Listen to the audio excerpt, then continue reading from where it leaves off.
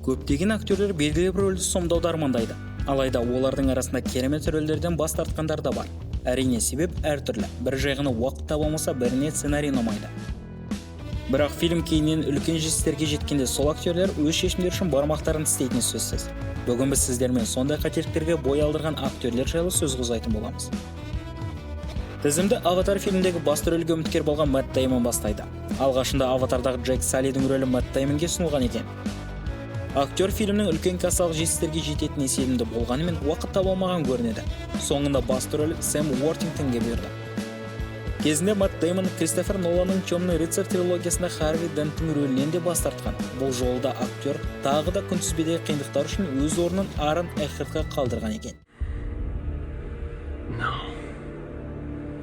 No, you're not. Кезекте көптеген атақты рөлдерден бас тартқан Аль Пачино. Әрине, Голливудтағы ірі студиялар өз жобаларында бір рет болсын Аль Пачиноны көргілері қалайды. Алайда ұсыныстардың көптігінен актер барлық жобаларға бірдей қатыса алмайды. Дәл осылай актер кезінде «Звездный войнда» Хан Солоның, «Крепкий орешектегі» Джеймс Макклейннің және «Апокалипсис сегодня» фильмдегі Бенджамин Уиллердің рөлдерінен бас тартуға мәжбүр болған. Люблю запах напалма по утрам. Бір жағынан көптеген жаңа жұлдыздар өздеріне осындай жолмен келген мүмкіндіктерін толығымен пайдалана алды. Қателікке бой алдырған тағы бір актер Форест Гамп фильмдегі басты рөлден қол үзген Джон Траволта.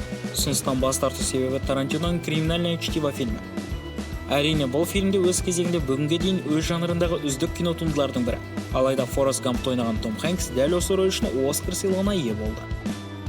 Кезекте «Матрица» фильмдегі Неоның рөлінен бас тартқан Николас Кейдж. Әрине, бүгінде актерді ірі жобалардан көре алмай кетті. Алайда 2000 жылдардың басына Николас Кейдж Голливудтағы үздік карьера иелерінің бірі еді. Актердің фильм режиссерлері апалы сіңлілі Вачовскилердің ұсынысынан бас тарту себебі түсірілім процесінің Австралияда болуы екен. Соңында рөл сол кезде енді жұлдыз жанып келе жатқан Киану Ривзге бұйырды. Николас Кейджге қарағанда Киану қызыл дәріні күмән келтірместен ішіп алды. Кезекте «Казино Рояль» фильмдегі Джеймс Бондтың рөлінен бас тартқан Хью Джекман. Ұсыныс келгенде австралиялық актер Люди Икс фильмінің сиквеліне түсуге дайындалып жатқан екен. Әрі актер өзін бір образға тәуелді қылғысы келмеген көрінеді. Кейіннен рөл Кристиан Бейлге ұсынылады. Алайда Бейл британдық қоғамның нашар стереотиптері жиналған кейіпкерді ешқашан ойнамайтынын айтқан екен. Соңында рөл Дэниел Крейгке бұйырды. Актерлерден актрисаларға ойысса, кезекте Марвел киноәлеміндегі Наташа Романовтың рөлінен бас тартқан Эмили Блант. Актрисаның айтуынша ұсыныс ұнағанымен оған бөлетін уақыт болмаған көрінеді. Кейіннен Эмили Блант Капитан Марвелді сомдағысы келген. Алайда соңында рөл Бри Ларсонге бұйырды. Кезекте Титаниктегі Розаның рөлінен бас тартқан Гвинет Пэлтроу. Продюсерлер тіпті актрисадан рөлді сомдауын өтінген екен. Алайда Гвинет Пэлтроуға сценарий тым аянышты көрінген. Ал Кейт Уинслет болса жас аристократ қыздың рөлін сомдауды өзі қалаған.